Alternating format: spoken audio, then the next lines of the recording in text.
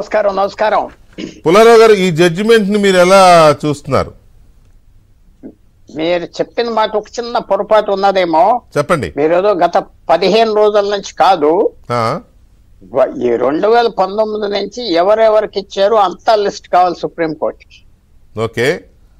అది మొత్తం scheme start అయినప్పటి నుంచి ఎవరిచ్చారు, ఏ పార్టీకి వెళ్ళింది, స్టేట్ బ్యాంక్ కి ఆర్డర్ ఇచ్చారు. అది మార్చి 15కో మార్చి 9కో ఆ లిస్ట్ వచ్చేయాలని చెప్పారు. సో మొత్తం ఎవరికి ఇచ్చారు, ఏమి ఇచ్చారు అని బయటకు వస్తాయి. ఇది నేను అనుకుంటున్నా, గత 6 నెలలు బట్టి ఇది ఎక్స్పెక్ట్ చేస్తున్నారు గవర్నమెంట్ అనుకోండి, పెద్ద రాజకీయ పార్టీలు, బిజినెస్ మెన్ అని నేను అనుకుంటున్నా. ఎక్స్పెక్ట్ చేస్తున్నారు ఈ జడ్జిమెంట్ అని. సో ఎవరు ఆశ్చర్యపోయి హార్ట్ అటాక్స్, ఎవరు హాస్పిటల్లో చేరలేదు, ఎందుకంటే ఎక్స్పెక్ట్ చేస్తున్నారు ఇది వస్తుంది. మరి ఏ జాగ్రత్తలు తీసుకున్నారు? అంత పెద్దవాళ్ళు, అంత డబ్బు ఉన్న వాళ్ళు తీసుకోకుండా బలైపోతారో చూడాలి. ఎందుకంటే అందరు చూసేది ఏంటంటే, ఒకటి రాజకీయం అది పక్కన పెట్టాక ఈ ఈడీ కేసులు, సిబిఐ కేసులు ఉన్న వాళ్ళు ఎవరైనా ఇచ్చారా, అది ఫస్ట్.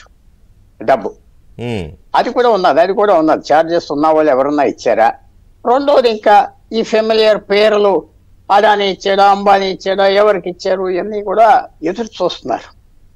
నిజంగా వాళ్ళ పేర్ల మీద ఇస్తే కొంచెం హడావుడి అల్లరి జరుగుతాయి. మూడోది ఏంటంటే, తప్పకుండా సుప్రీంకోర్టు చీఫ్ జస్టిస్ స్పష్టంగా అన్నాడు కదా, ఇది ఎలా చేస్తున్నారు, ఆర్టీఐ యాక్ట్ పనిచేయదు అని ఎలాగన్నారు, పనిచేస్తుంది కదా దీని మీద ఎందుకన్నారు. ఎలక్షన్ కమిషన్ కూడా ఇది మంచిది కాదు అని 2019లో రాసింది కదా. ఆర్బీఐ కూడా రాసింది కదా, ఇదంతా బ్లాక్ మనీ ఫిల్టర్ అవుతుందని. ఆర్బీఐ రాసింది, ఎలక్షన్ కమిషన్ రాసింది. కానీ ప్రభుత్వం ముందరికి వెళ్ళిపోయింది. ప్రభుత్వం చేసుకుంటున్నారు, మనం కూడా చేసుకున్నాం, చక్కగా అందరు చేసుకున్నారు. ఇప్పుడు ఎస్, బీజేపీకి 6,000 7,000 కోట్లు ఎంతో వస్తే టీఎంసీకి 1000 కోట్లు తీసుకున్నారు. చిన్న ముఖ రాష్ట్రం పార్టీ అయినా, ఇందాక మీరు బీఆర్ఎస్ మిగతా పార్టీలు చెప్పారు, వాళ్ళు కూడా తీసుకున్నారు.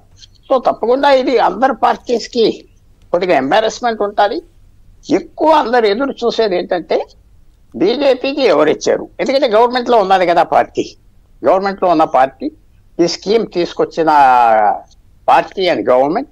సో అది చాలా విశేషంగా ఎదురు చూస్తాం. Judgement expected. ఇది ఇవాళ 10:30కి ఆశ్చర్యపోలేదు. ఇంకోటి మీరు అడిగితే ఒక విషయం కూడా మళ్ళీ అన్నమాట, ఒక మంచి లా మినిస్టర్ ఉండుంటే, అంటే విన్నవాడు మంచోడు కదా అని అంటే, మంచి లా మినిస్టర్ అంటే అది మీరు ఎవరో అంటారు, నన్ను అలా కాదు. రవిశంకర్ ప్రసాద్ అంటే కొంచెం గట్టిగా ఉండేవాడు. 6 నెలల క్రితమే గవర్నమెంట్కి చెప్తున్నది, మనకు వ్యతిరేకం వస్తుంది, మనమే ఇప్పుడు కోర్టుకు వెళ్ళి మేము స్కీమ్ అని క్యాన్సిల్ చేసామంటే ఇంకా అయిపోయిందని చెప్పేస్తే గొడవ లేకపోతుంది కదా. విషయం చెప్తున్నాను మనం విషయం. మీరు అది ఎందుకు చేయలేదు, అది చేస్తే మేము ఎస్ యువర్ రైట్ అండి, మేము అది కొద్దిగా పొరపాట్లు అయిపోయినాయి, ఈ స్కీమ్ ని అబాండన్ చేసేస్తున్నాం, సస్పెండ్ చేస్తున్నాం, ఉన్నది కూడా రిటర్న్ చేసేస్తున్నాం అంటున్నాం, ఈ నెలలో వచ్చినాయి, సుప్రీంకోర్టు ఇంకా పట్టించుకోపోదు. ఇదే కరెక్ట్, ఇదే చేసేయాలని గవర్నమెంట్ అన్నది కాబట్టి ఇంతవరకు వచ్చింది. తప్పకుండా ఇది ఒక ఎంబారస్మెంట్.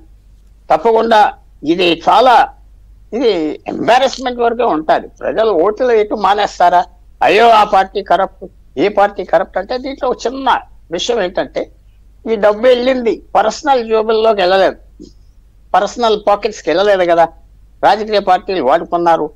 అది మరి తప్పదు కదా, అదొక వ్యూ కూడా ఉంటుంది.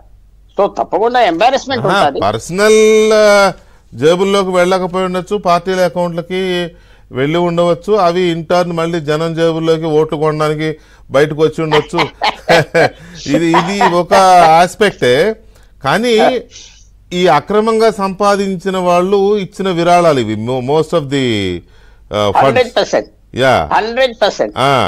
అది వాళ్ళు ఎవరు, వాళ్ళ source of income, source of దాన్ని ఏమంటాం మనం, సోర్స్ ఆఫ్ ఎలక్టోరల్ బాండ్, వాళ్ళు ఏ డబ్బు నుంచి ఇచ్చారు, ఇవి రావాలి కదా, ఇవి రావట్లేదు అనేది ఇప్పుడు ఇష్యూ. అవి వస్తాయి.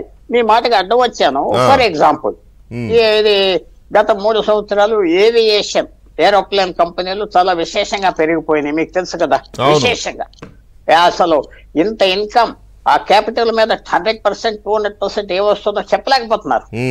వాళ్ళేమన్నా ఇచ్చారా డబ్బు? మరి చూడాలి, ఎందుకంటే ఓ మొనోపలీ సిచ్యువేషన్ వచ్చేసింది కదా. మైనింగ్ కంపెనీస్ ఏమన్నా ఇచ్చారా? ఐరన్ ఓర్ కంపెనీస్ ఇచ్చారా? ఆయిల్ కంపెనీ ఇచ్చిందా? ఈ పెద్ద పేర్లు చెప్పే ఈ కంపెనీలు అదాని అంబానీ అన్న వాళ్ళు ఇచ్చారా? సో తప్పకుండా ఇది మన అందరికి కళ్ళు తెరిసేది అవుతుంది అని నేను అనుకుంటున్నా. కానీ ఇంకో పక్కన ఏంటంటే 6 నెలల క్రితం నుంచి ఇది జరగదు, ఇది జరుగుతుందని ఏమన్నా సేఫ్టీ తీసుకున్నారా అది కూడా మనకు తెలుస్తుంది. రైట్. గఫూర్ గారు నమస్కారం.